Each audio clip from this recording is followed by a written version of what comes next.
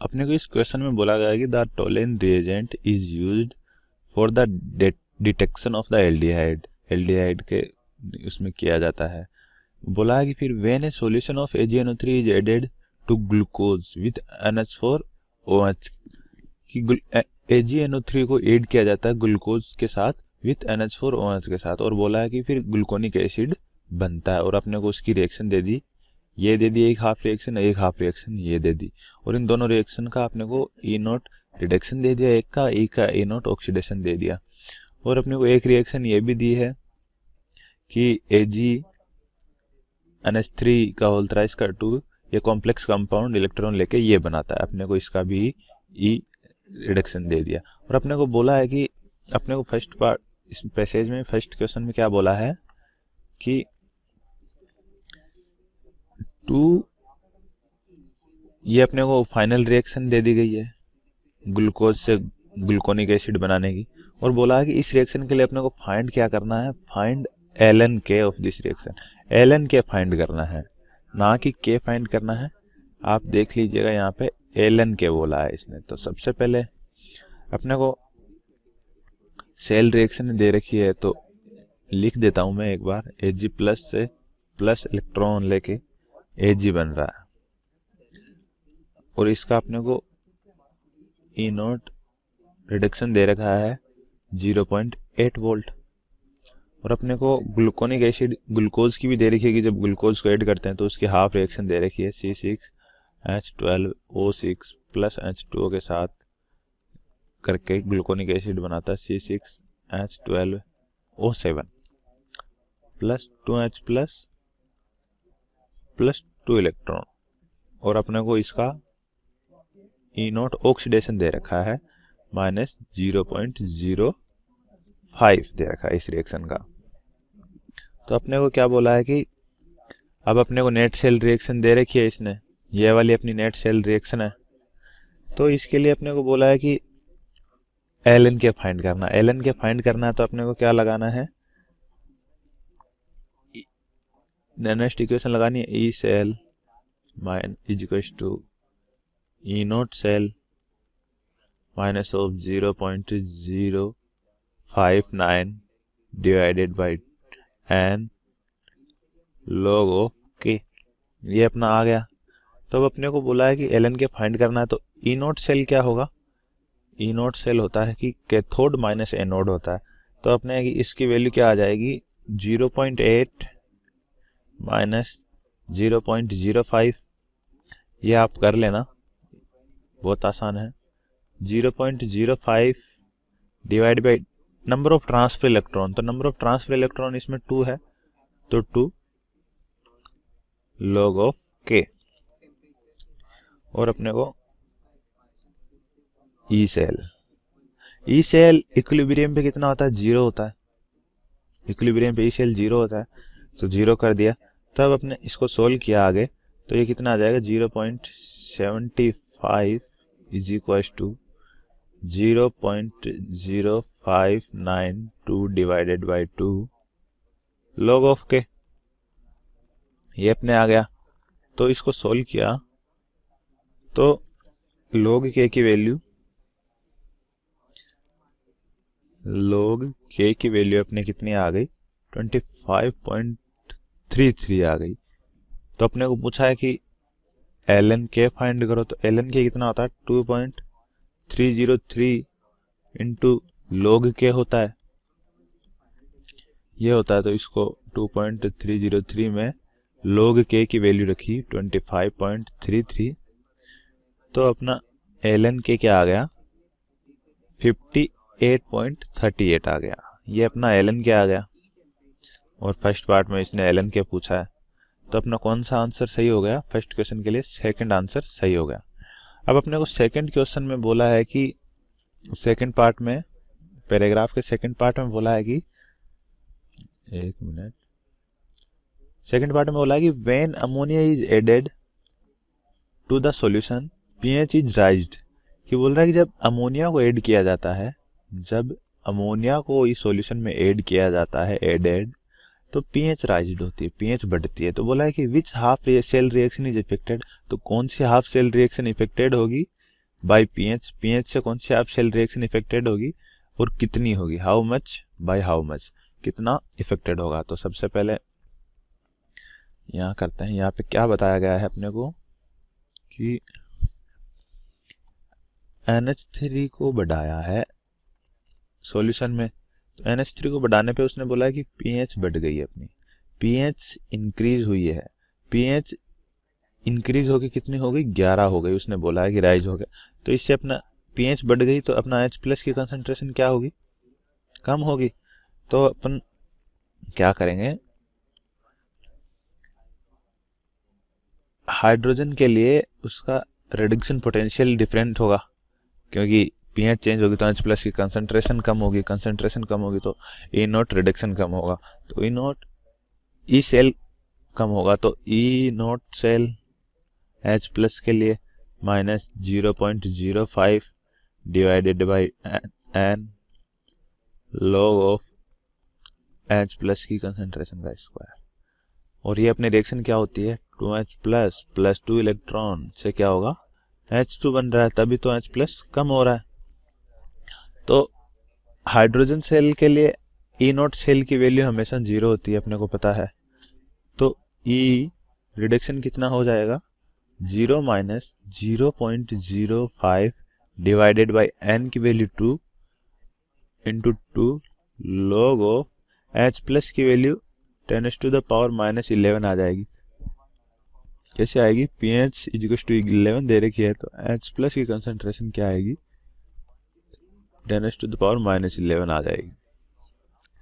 तो अपने जब इसको सोल्व किया तो ई रिडक्शन पोटेंशियल कितना आ गया, 0.65 से इंक्रीज हो गया। तो ये 0.65 से इंक्रीज हो गया, बढ़ गया, तो कौन सा ऑप्शन सही होगा कि ई रिडक्शन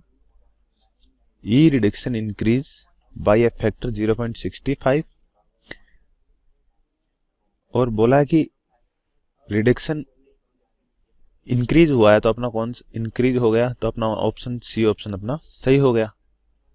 इसके लिए सी ऑप्शन सही हो गया। तो अपने को फोर्थ क्वेश्चन में क्या, इसके थर्ड पार्ट में क्या बोला है क्वेश्चन के, ammonia is always added in the reaction. इसने बोला कि अमोनिया को ऐड किया जा रहा है, हमेशा ऐड करते रह रहे हैं। Which of the following must be wrong, तो कौन सा ऑप्शन जरूर मतलब गलत होगा, must be wrong.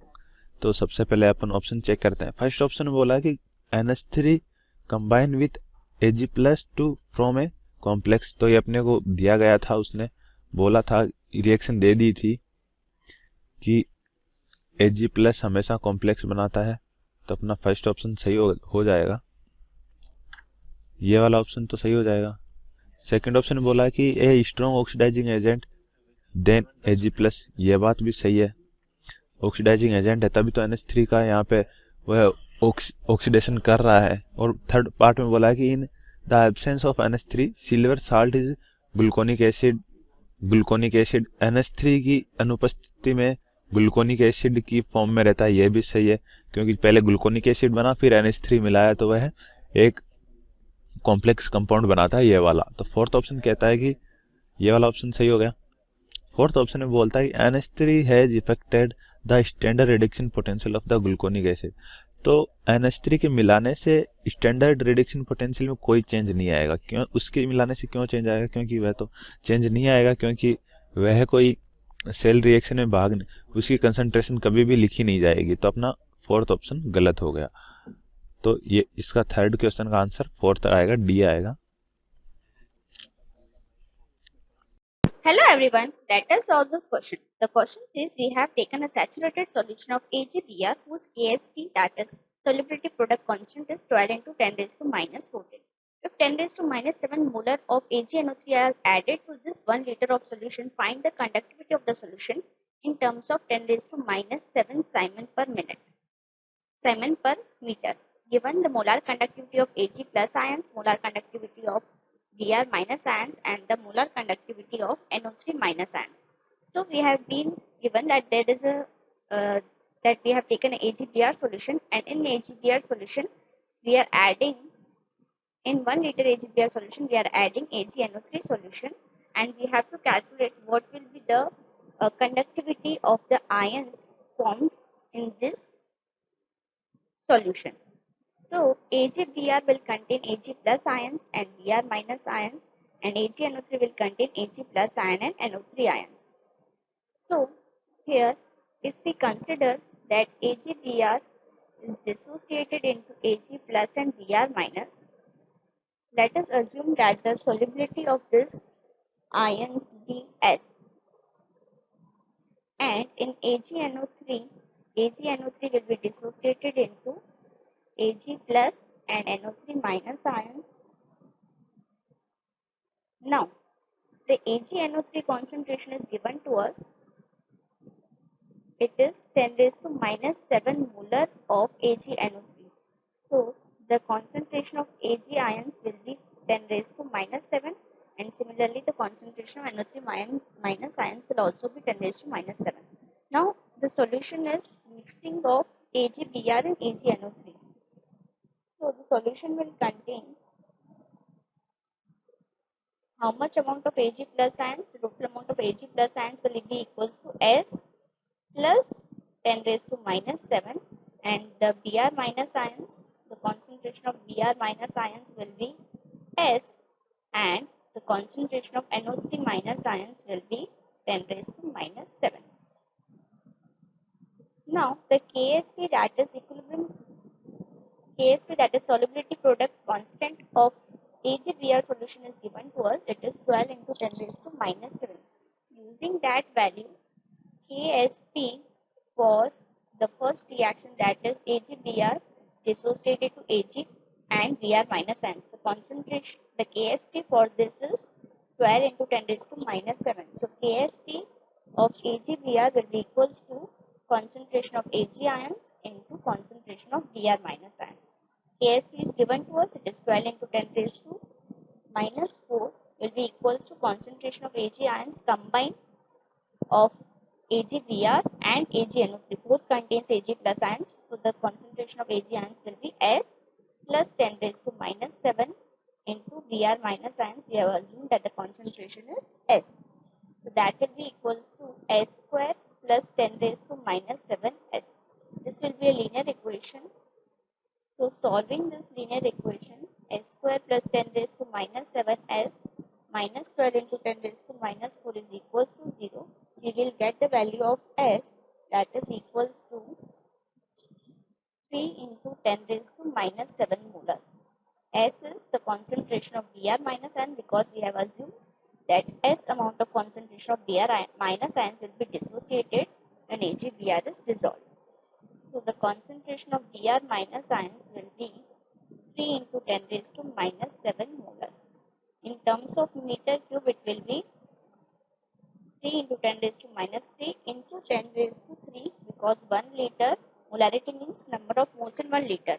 If we calculate in meter cube, because 1 liter will be 1000 meter cube, so in meter cube it will be 3 into 10 raised to minus 4 meter cube. This will be the concentration of Br minus ion. Now let us also calculate the concentration of Ag plus ions. Ag plus ions concentration was equals to S plus 10 raised to minus 7. So the concentration of Ag plus ions will be S plus 10 raised to minus 7. That is equals to, what is the value of S? 3 into 10 raised to minus 7 plus 10 raised to minus 7. If we take 10 raised to minus 7 common, this will be 3 plus 1, 4 into 10 raised to minus 7 molar. In terms of meter cube, again, this will be 4 into 10 raised to minus 4 meter cube. Similarly, the concentration of remaining ion, that is Ag calculated, Br calculated, now remaining is NO3. The concentration of NO3 minus ion will be equals to, concentration of NO3 minus ions is equals to 10 raised to minus 7. So in terms of meter cube, this will be 10 raised to minus 4 meter cube. So now we have the concentration of ions. We have to calculate the conductivity of each of these ions. So we know the relation between molar conductivity and concentration. The molar conductivity is divide by concentration. Now we have the concentration, we have the molar conductivity of each of the ions, we have the molar conductivity of each of these ions, so we can easily calculate the conductivity of each of these ions. So let us calculate first for Br minus ion. The conductivity for Br minus ion will be equals to lambda, that is molar conductivity of Br minus ions into its concentration. I have not written here 1000 because I have already converted each of the concentration in meter cube. So KBr, that is conductivity of Br minus ions, will be equals to molar conductivity of Br minus ion, that is 8 into 10 raised to minus 3, 8 into 10 raised to minus 3 into concentration of Br minus ion, that is 3 into 10 raised to minus 4. So this will be 24 into 10 raised to minus 7. The constant conductivity of Br minus ion will be 24 into 10 raised to minus 7 Simon per meter. Similarly, the conductivity of Ag plus ions will be equals to molar conductivity of Ag plus ion into its concentration. That is concentration of Ag plus ion. The molar conductivity of Ag plus ions is 6 into 10 raised to minus 3 into concentration of Ag plus ions, that is 4 into 10 raised to minus 4. So this will be 24 into 10 raised to minus 7 Simon per meter. And and finally the conductivity of NO3 minus ions will be equals to molar conductivity of NO3 minus ion into the concentration of NO3 minus 1 ion.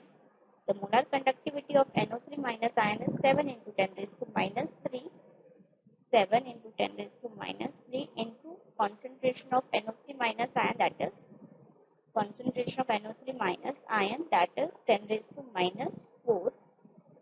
So this will be equals to 7 into 10 raised to minus 7 Simon per minute. And the total conductivity is equals to the sum of all the conductivity of all the ions present per unit volume. So total conductivity of the solution will be equals to the conductivity of all the ions, that is conductivity of Ag plus ions, conductivity of Br minus ion, and conductivity of NO3 minus ion. So the total conductivity will be equals to 24 into 10 raised to minus 7 plus 24 into 10 raised to minus 7 plus 7 into 10 raised to minus 7. That will be equals to 55 into 10 raised to minus 7. In terms of 10 raised to minus 7, the conductivity will be 55. So the total conductivity is 55 into 10 raised to minus 7. In terms of 10 raised to minus 7, it will be 55. Conductivity will be 55 Simon per meter. Thank you.